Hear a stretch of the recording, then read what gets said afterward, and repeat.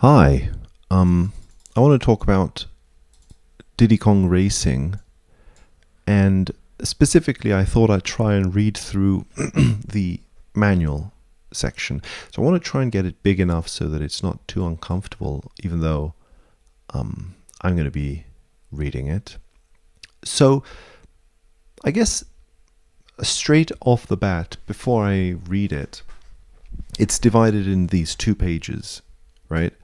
And each page is one side of Wizpig's face. The Wizpig's face cuts through the middle of this story.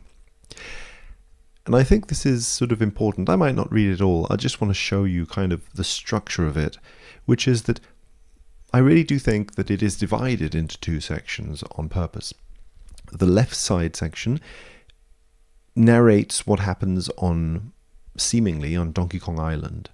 Diddy Kong sits on the porch on Donkey Kong Island and narrates some stuff relating to Tiger, I think. Tiger. And then the right hand side is Timber, sorry. Timber the tiger, yeah. And then the right hand side is Timber. Timber, in his island, I can't remember what the name of that island is, narrates the events on his island.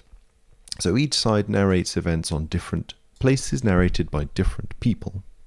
But not only that, at the end of Diddy Kong tells this story of how he gets a letter from Timber, and then at the very end, we get this movement towards Timber's island, like Diddy sets on an adventure to go and meet Timber. So then we see Timber, but this is happening on a different kind of time scale. Okay, maybe this is a bit confusing. I'll just read. So Diddy Kong sat on the porch of his tree house. Let's see if we can actually make it readable on screen. Is this okay? Diddy Kong sat on the porch of his treehouse and curiously tore open the letter. It wasn't often that a message arrived from so far away that it had to be brought in by carrier pigeon. Okay, so I'm not going to read the whole thing, I don't think. I don't know. The whole point, though, then is, okay, so this is the beginning of this story. The beginning of this story is, meanwhile, Timber was trying to calm the excitable Pipsy, blah, blah, blah. Right? And at the end of this side of the story, Timber thinks to himself, in italics, I guess, and let's just hope that Diddy Kong doesn't mention any of this to my parents. So, I'm assuming here, you see, that Diddy Kong gets a letter from Timber explaining the situation and, telling him what has happened and what needs to happen now.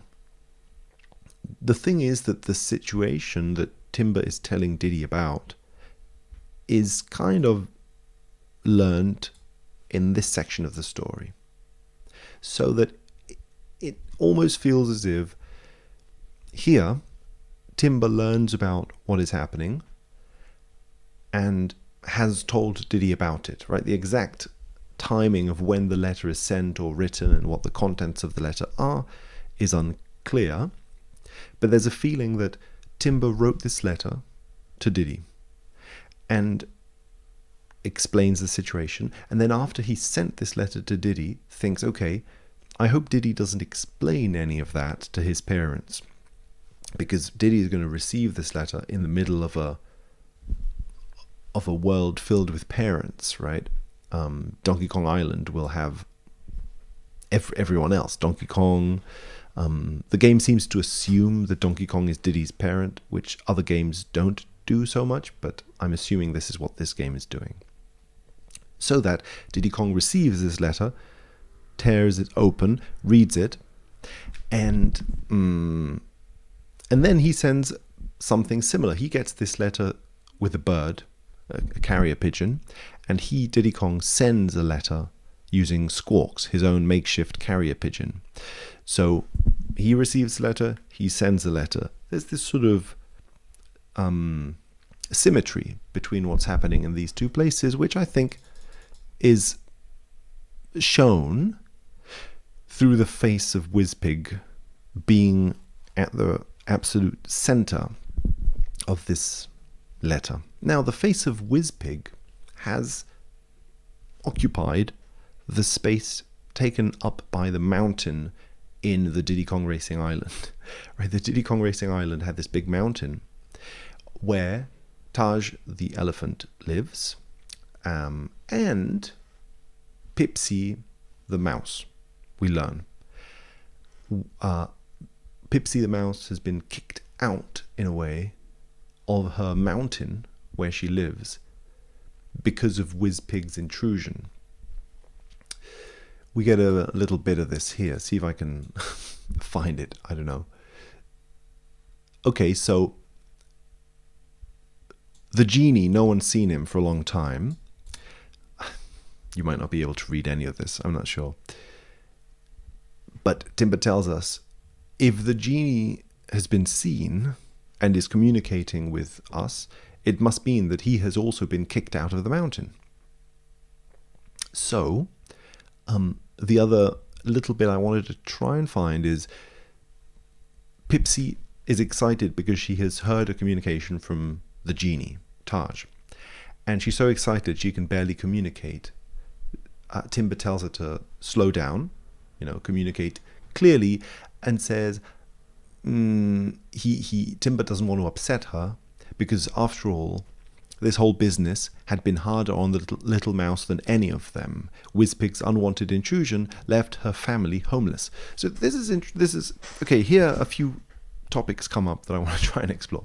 First of all, so Pipsy and her family, we assume then, lived in the mountain, probably at the bottom of the mountain, I assume, or some little hole. Mice tend to live in holes in cartoons, right, in little sort of caves. So that might be at the bottom of the mountain, and has been kicked out because Wizpig took over the mountain. Now the mountain is a big statue of Wizpig's face, an entrance into Wizpig's statue where the final levels are.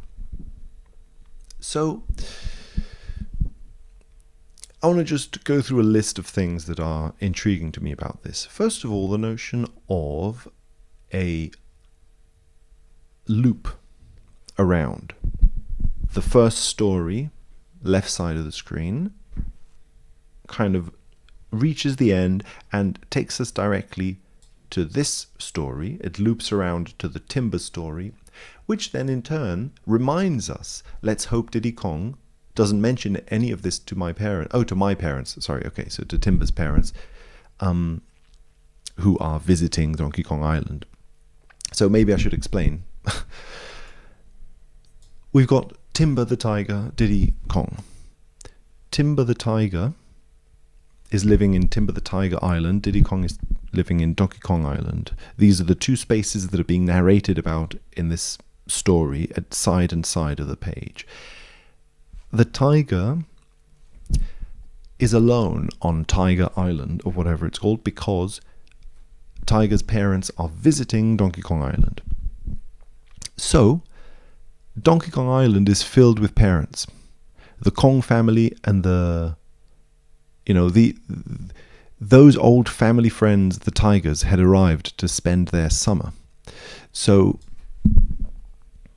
the Donkey Kong family as a whole have a family friend, the Tigers. So all of the families, all of the parents are in one same place, we assume. They're in Donkey Kong Island. Tiger Island is empty of parents. All the parents have left. It's just children, right? It's just Tiger and his friends are in this parent-empty island. So again, as I said, it loops around because Tiger says, I hope Diddy Kong doesn't tell any of this to my parents, who are where he is in Donkey Kong Island. And having read this sentence, I feel like our mind is directed back to what Diddy Kong is doing, which is tearing open the letter, reading about it, and then, as Tiger says, we hope he doesn't tell his parents about it, right? In fact, Diddy is surrounded by parents and is excited to have an opportunity to get away from them because being around parents is boring to him. Nothing's happening. He wants to go and be with his friends, which is, a great opportunity. So some adventure has come up. Tiger is alerting him of this adventure. He can now go off to Tiger Island where there are no parents. So, first argument I guess I want to make is that these two sides of the story are looping round in a certain way. In that the second story at the very end refers us back to the fact that Diddy has received a letter. And this is something we learn at the beginning of the first page. But the first page then, of course, leads us directly to the fact that something has happened on Timber Island. We learn of this, which leads us back to the second letter, which then leads us back to the first. So I feel like there's a loop between letters. And I think this is similar to the structure of this game because it is a racing game where you go through a racetrack and reach the end of the track, which is then simultaneously the beginning of the track, right? So the end of the track becomes the beginning of the track. It seems to echo the structure of these two letters and these two stories, the way they're interacting in some way. And this makes me think again of Taj the Genie descending from the mountain, being kicked out of the mountain by Wizpig. And Taj the Genie lives in the mountain. We assume that Pipsy and her family live in the mountain as well, because they have been the only ones severely affected by this event, according to the group of friends, right? This whole business had been harder on the little mouse than any of them. So we're not told this, but we could assume that none of the other friends have been kicked out of the mountain. Pipsy has been kicked out of the mountain. The others haven't. So Pipsy, the smallest member of this team, right, a little mouse, and then Taj, the biggest member of the team. Taj isn't really a member of the group of friends, but he's like the biggest, physically biggest member of the, the allies on this island. Like, he's an ally, a friend to this group of friends.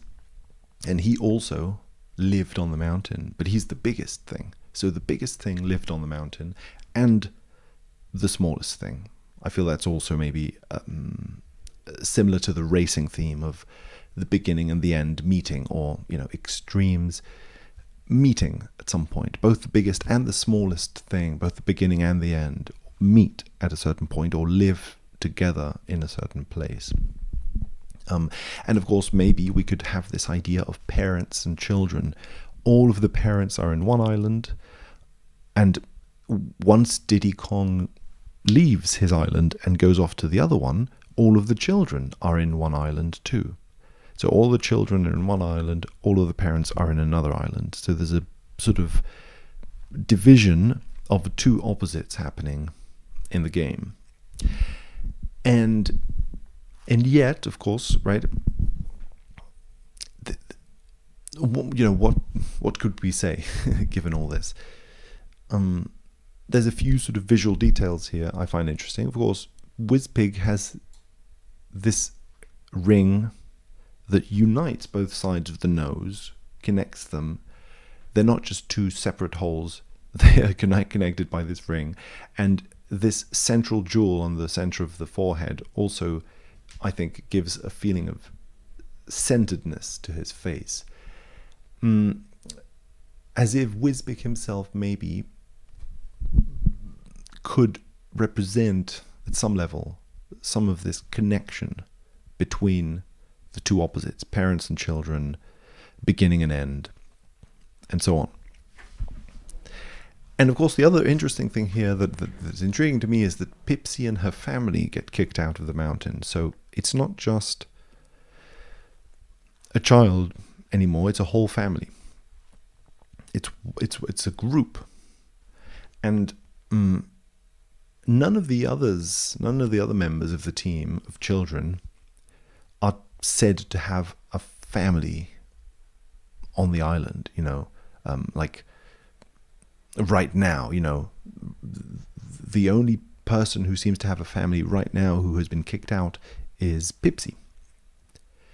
So why has a family been kicked out of the mountain? What does that mean? What does it mean for a family to be kicked out?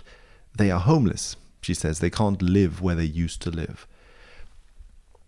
In a way, Diddy Kong is voluntarily doing the same.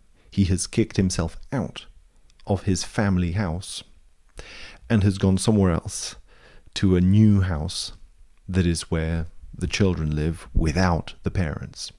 So the theme of parents and children being displaced from their houses, of course, the tigers have left their house to go to another house, the friends, the Donkey Kongs. So there's a feeling of houses where you live and the displacement from those houses having something to do also with opposites meeting in some way.